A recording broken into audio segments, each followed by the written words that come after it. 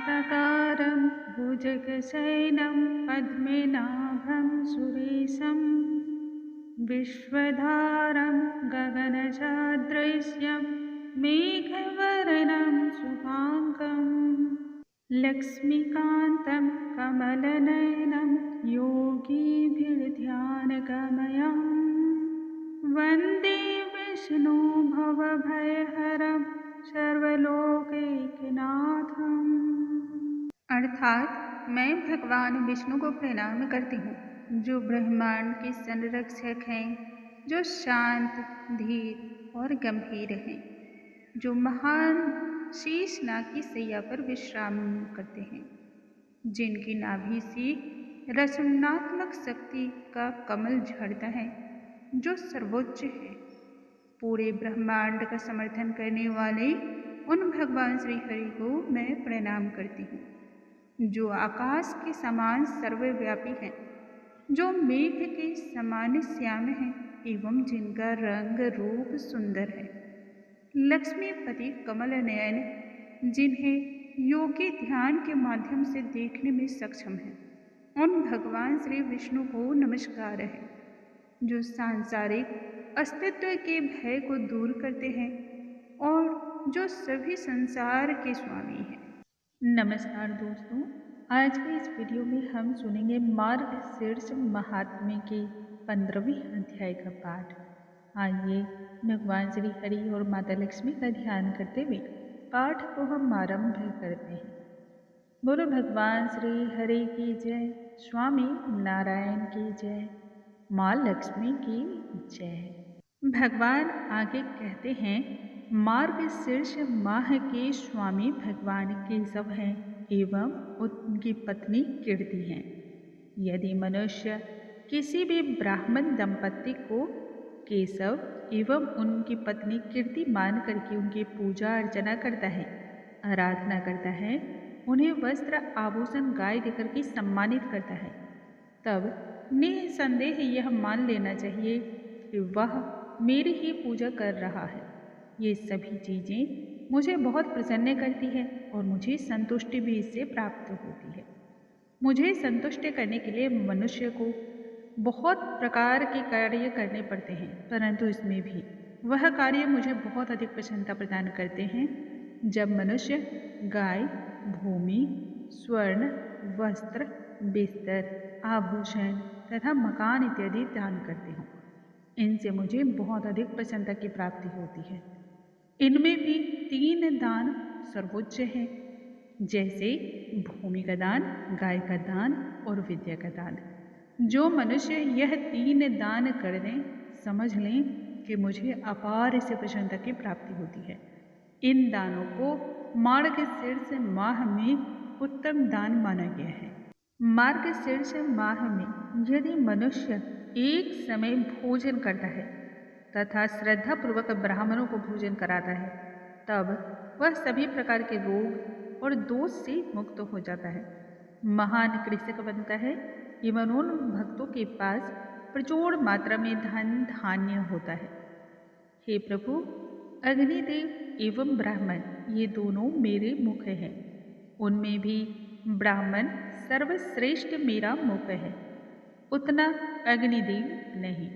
जो हवन ब्राह्मण के मुख में किया जाए वह करोड़ गुना अधिक पुण्य को प्रदान करता है, एवं अग्नि नामक जो है वह ब्राह्मण पर आश्रित है तथा ब्राह्मण स्वतंत्र है। चंद्रमा के समान श्वेत रंग की खीर जिसमें बहुत सारा शक्कर और घी हो, वह ब्राह्मण के मुख में हवन करने से मुझे बहुत अधिक प्रसन्नता प्राप्त हो जाती है। यदि मनुष्य, स्त्री, पुत्र आदि के सुख की कामना रखते हो, तब उत्तम प्रकार के मोदक, गोल पकौड़े, जंगली खजूर की रस और घी में तली हुई फेनिका, इन सभी चीज़ों से ब्राह्मण के मुख की पूजा करनी चाहिए। इनसे पत्नी के तथा पुत्र के सभी प्रकार के सुख की प्राप्ति होती है। मार्गशीर्ष माह में मुझे खासकर खीर तथा विभिन्न प्रकार के मेवे, शक्कर, कपूर, नारियल की गिरी के साथ जो दूध को गाढ़ा करके पकाया जाता है, उबाला जाता है। ऐसा करने से घर में शुभता एवं समृद्धि की बढ़ोतरी होती है। इस माह में ब्राह्मणों के निमित्त सुंदर एवं आकर्षक व्यंजन तथा विभिन्न प्रकार के अचार को तैयार करना चाहिए। मुझे इस माह में श्रीखंड बहुत अधिक प्रिय है। यदि इन पदार्थों को ब्राह्मण सब प्रेम खाते हैं और उस समय उन्हें भोजन स्वादिष्ट लगता है, तब मुझे भी उतना ही अधिक आनंद की प्राप्ति इससे हो जाती है। इसलिए मनुष्य को इन स्वादिष्ट व्यंजनों को ब्राह्मण दंपति को अवश्य ही खिलाना चाहिए। इससे निस्संदेह मैं भी प्रसन्न हो जाऊंगा। यह किंचित मात्र भी असत्य नहीं है, यह बिल्कुल ही सत्य बात है।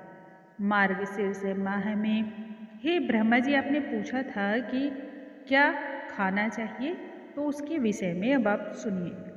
भोजन के बाद बचा हुआ जो अन्न या स्वादिष्ट व्यंजन रहता है, उन्हें प्रसाद माना जाता है।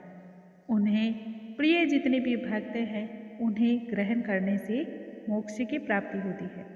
यदि कोई व्यक्ति प्रतिदिन मेरे भोजन का बचा हुआ भाग को ग्रहण करता है, तब उसे प्रत्येक टुकड़े के लिए 100 चंद्रायन अनुष्ठानों का पुण्य प्राप्त हो जाता है।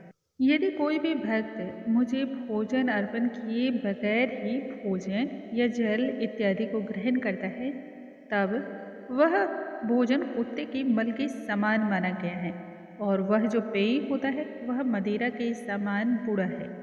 इसलिए मुझे भोजन और पेय इत्यादि पहले समर्पण करना चाहिए भक्ति भाव के साथ, ताकि अशुद्ध चीजें भी शुद्ध हो जाएं। मेरा उच्चिष्ट तीर्थ यज्ञ इत्यादि फल देने वाला है और इससे संपूर्ण पापों का भी नाश होता है। यह पाप कर्म करने वाले व्यक्तियों को भी उत्तम गति को प्रदान करता है। किसी भी भक्त को अन्य देवताओं को अर्पित किया गया प्रसाद ग्रहण नहीं करना चाहिए। अभक्तों के पके हुए चावल खाने से मनुष्य नर्क में जाता है। आगे भगवान फिर कहते हैं, यदि मनुष्य मार्ग मास में कृष्ण के नाम का बार बार उच्चारण कर ले, अर्थात कि मेरे नाम का बार बार उच्चारण कर ले, तब वह भक्त मुझे अति ही प्रिय है। यह मेरा एक ऐसा रहस्य है जिसे मेरे पुत्र सुर और असुर भी नहीं जानते। समस्त कामनाओं को प्राप्त करने वाला यही एक महान और सरल रास्ता है। इस नाम के मात्र से ही मनुष्य वैकुंठ धाम को प्राप्त करता है और उससे माँ लक्ष्मी की भी कृपा प्राप्त हो जाती है। यदि मनुष्य कृष्ण कृष्ण नाम का उच्चारण करता रहता है, तब उसे नरक जैसी यातनाओं से भी मैं मुक्ति दिला देता हूँ। ठीक उसी प्रकार से जिस प्रकार से कीचड़ से कमल ऊपर आ जाता है। मनुष्य कि जब मृत्यु निकट हो, उस समय यदि वह मेरे नाम का स्मरण करता है, तब चाहे वह फिर कितना भी बड़ा पापी क्यों न हो, परंतु यम उन व्यक्तियों को स्पर्श तक नहीं कर पाते हैं। निसंदेह उसने अपने जीवन में अनेक प्रकार के पाप किए होंगे, किंतु मृत्यु के समय मेरे नाम का स्मरण करने मात्र से ही वह सभी पापों से मुक्त हो जाता है।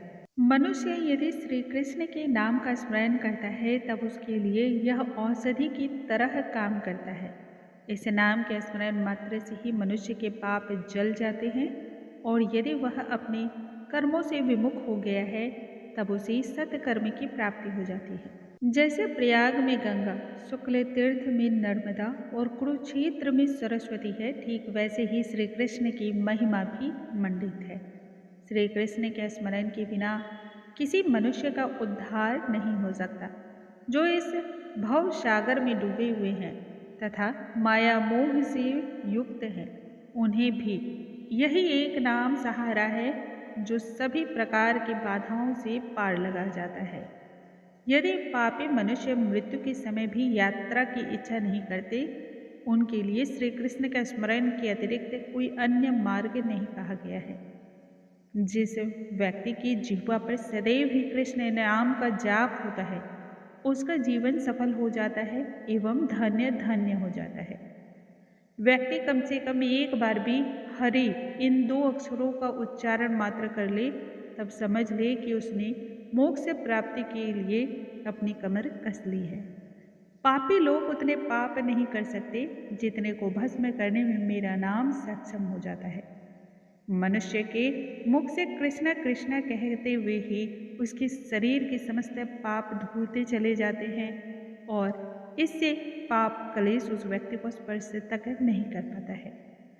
मनुष्य यदि कलयुग में कल्याण चाहता है एवं अपना उद्धार चाहता है तब कृष्ण नाम को छोड़ करके उसे अन्य कहीं भी जाने की आवश्यकता नहीं पड़ती है। करोड़ों चंद्र ग्रहण तथा सूर्य ग्रहण के दौरान अनुष्ठान करने से, जाप करने से, हवन करने से जो मनुष्य को फल की प्राप्ति होती है वही फल कृष्ण नाम के जाप करने मात्र से ही मनुष्य को प्राप्त हो जाता है।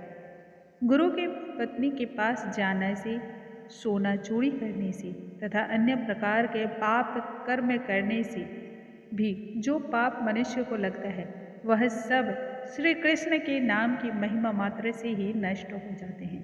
ठीक वैसे ही जैसे सूर्य की रोशनी से बर्फ पिघल जाती है। यदि कोई व्यक्ति निषिद्ध स्त्रियों के पास जाने जैसे महान प्रकार के दूषित कर्म को करता है तब भी उसे कृष्ण नाम के स्मरण मात्र से ही उन सभी पाप कर्मों से मुक्ति मिल जाती है। मनुष्य फिर चाहे कितना भी अशुद्ध क्यों न हो, फिर भी सदाचार के नियमों का यदि वह पालन न करता हो तब भी भगवान श्री कृष्ण के नाम का उच्चारण करने मात्र से ही वह आंतरिक और बाह्य रूप से भी शुद्ध हो जाता है तथा मेरा भक्त होता है। जिह्वा पर श्री कृष्ण के अच्छे नामों का गुणगान करने से अपवित्रता उसे स्पर्श भी नहीं कर सकती है तथा उन मनुष्यों को सभी प्रकार का सम्मान प्राप्त हो जाता है।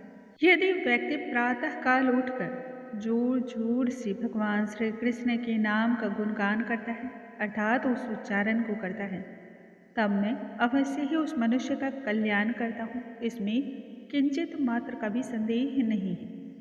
जो मनुष्य प्रातःकाल, मध्याह्न और संध्या काल तीनों ही समय भगवान श्री कृष्ण के महात्म्य का पठन या फिर श्रवण करता है उसके सभी मनोरथ उसी प्रकार से पूर्ण होते हैं जैसे मृत्यु के समय वह महानतम गति को प्राप्त होता हो। बोलो भगवान श्री हरि की जय, स्वामी नारायण की जय, माँ लक्ष्मी की जय। दोस्तों, आज के इस वीडियो में हमने सुना मार्गशीर्ष महात्म्य के 15वें अध्याय का पाठ। कल के वीडियो में हम आगे की कथा के साथ फिर से मिलेंगे। तब तक के लिए नमस्कार दोस्तों।